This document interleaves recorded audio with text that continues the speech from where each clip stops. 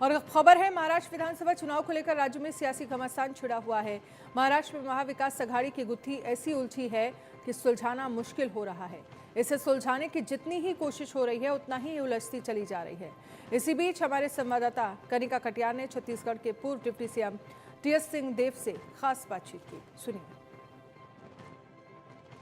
महाराष्ट्र और झारखंड विधानसभा चुनाव की तैयारी में लगातार तमाम पार्टियां जो हैं वो अपनी ताकत झोंकती हुई नजर आ रही हैं, लेकिन इसी बीच महाराष्ट्र में एक और महायुति का सीट शेयरिंग पे बात फंसी हुई है। लेकिन महाविकास अघाड़ी में भी जो है महाराष्ट्र को लेकर सीट शेयरिंग का फॉर्मूला जो है अभी तक तय नहीं हो पाया है। मेरे साथ बातचीत करने के लिए कांग्रेस पार्टी के सीनियर नेता और ex deputy chief minister TS Singhdeo हैं। सर, महाराष्ट्र में अभी तक आप लोग महाविकास अघाड़ी में सीट शेयरिंग का फॉर्मूला तय नहीं कर पा रहे हैं, क्या दिक्कत आ रही है? और सबसे बड़ी बात ये कि जिस तरह से उद्धव ठाकरे की पार्टी कांग्रेस पे प्रेशर बनाने की कोशिश कर रही है, कांग्रेस सरेंडर कर देगी या लास्ट मोमेंट तक लड़ती रहेगी? इसमें जब टिकट डिस्ट्रीब्यूशन की बात आती है तो जो लोग सालों साल, बीते 5 साल भी और सालों साल काम करते हैं, उनकी प्रबल इच्छा होती है कि हम चुनाव लड़ने का मौका हमको मिले। और चाहे वो पार्टी के अंदर हो, एक पार्टी के अंदर, मान लीजिए महाराष्ट्र में केवल कांग्रेस लड़ रही होती तो भी आप ऐसे ही देखते। अब एमवीए लड़ रही है तो भी ऐसा कुछ दिखेगा। दूसरी जो फॉर्मेशन है उसमें भी आप देखेंगे तो वैसे ही दिख रहा है। ये कारण यही होता है कि बहुत स्ट्रांग इच्छा रहती है लोगों की कि हम चुनाव लड़ें। जो काम किए रहते हैं तो उनको मैनेज करना सबसे बड़ी, आपस की बात तो 2 मिनट की है, वो सुलझ जाएगी।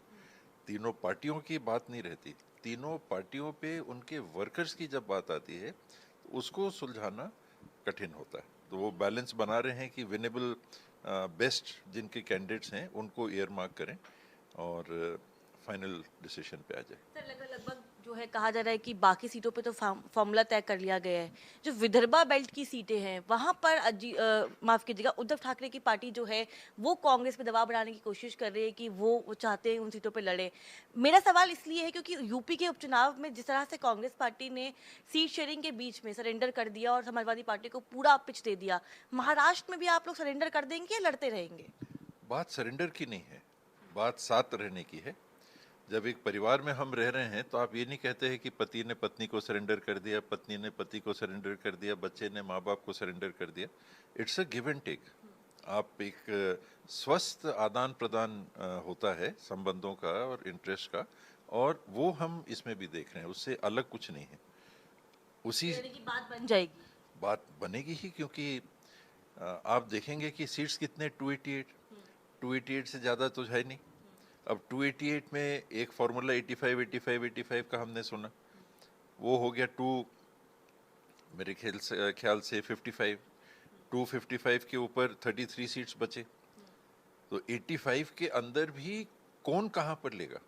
आपने जैसे विदर्भ की बात की, तो अगर वो विदर्भ में लेते हैं तो 85 के अंदर ही, तो कहीं छोड़ेंगे। तो द आइडिया इज कि बेस्ट सीट्स तीनों पार्टी के जो होंगे उनमें हम अराइव करें, और ये नहीं कि एक रीजन में कोई, दूसरे रीजन में कोई, तीसरे रीजन में कोई, जिनका जहां बेस्ट है। 85 तो एक लिमिट हो गई, अगर हम उसको लेके चलें तो 85 से तो ज़्यादा नहीं होगा। तो अगर शिवसेना किसी एक रीजन में प्रेस करती है तो दूसरे रीजन में छोड़ेगी। इसीलिए बैठ के बात ये करना है कि जो आपके लिए बेस्ट है, जो हमारे लिए बेस्ट है, जो एनसीपी के लिए बेस्ट है, उसके नज़दीक हम पहुंच सकें। बिल्कुल सर, क्योंकि चुनाव का दिन चल रहा है, बहुत चुनाव नजदीक है, शुरुआत तो हो ही चुकी है। आज बाबा सिद्दीकी के बेटे जिशान सिद्दीकी ने कांग्रेस पार्टी छोड़कर अजीत पवार की पार्टी में अपने आप को शामिल किया। क्या कांग्रेस के लिए ये बड़ा झटका है और इसका नुकसान कांग्रेस पार्टी को होगा? क्योंकि लॉ एंड ऑर्डर का सिचुएशन का जो मामला था, आप लोग उठाकर महायुति सरकार को लगातार घेरने की कोशिश कर रहे थे। जिशान सिद्दीकी ने पार्टी क्यों छोड़ी, क्या कारण बताना चाहेंगे आप? और क्या कांग्रेस को एक सेटबैक लगा है? कोई भी साथ छोड़ेगा कुछ तो फर्क पड़ेगा।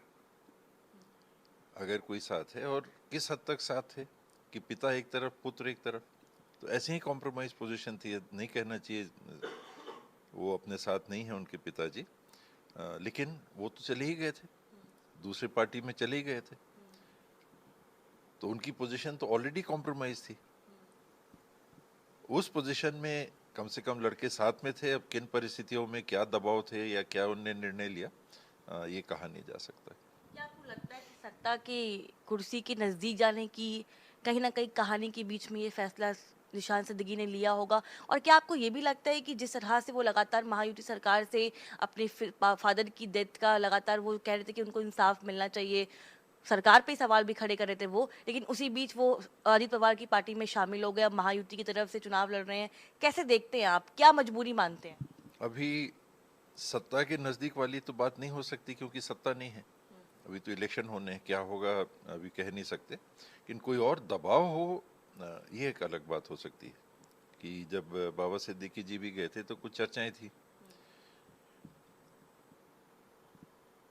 ठीक है, क्योंकि आप महाराष्ट्र के ऑब्जर्वर भी हैं, आप पूरा महाराष्ट्र देख रहे हैं, एक रीजन पे भी आप खास तौर पे, हाँ, वेस्टर्न महाराष्ट्र पे काम कर रहे हैं।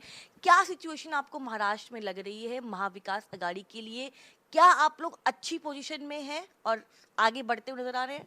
पिछले बार से बेटर दिख रही है। 2019 के इलेक्शन में जो पोजीशन थी उससे डेफिनेटली बेटर होगा, डेफिनेटली।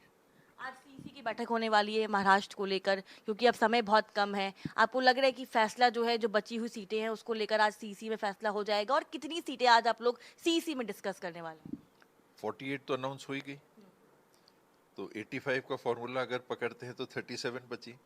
फिर कुछ और फ्लोटिंग सीट्स हैं जो 85 के आगे की हैं, तो उसमें से क्या रात भर में स्टेट लीडर्स ने डिस्कस किया है एमवीए के पार्टनर्स के साथ, वो आज सीसी में आएगा।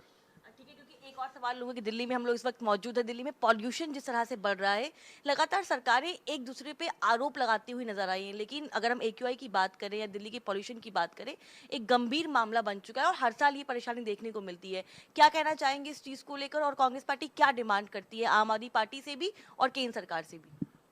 ये अत्यधिक सेंसिटिव मामला हो गया है क्योंकि दिल्ली के नागरिक एक तरह से गैस चेंबर में रह रहे हैं। ये मान लिया गया है, सब स्वीकार कर रहे हैं, और स्टेप्स दिवाली के क्रैकर्स को रोकने से कहीं ज़्यादा जो ज़्यादा पोल्यूट करने वाले फैक्टर्स हैं, चाहे वो कंस्ट्रक्शन से डस्ट की बात हो, चाहे पराली वाली बात आती है कि वहाँ स्टबल बर्न करते हैं पैडी का, इसको कंट्रोल करना अब अनिवार्य हो गया। दिल्ली चौक हो जाएगा।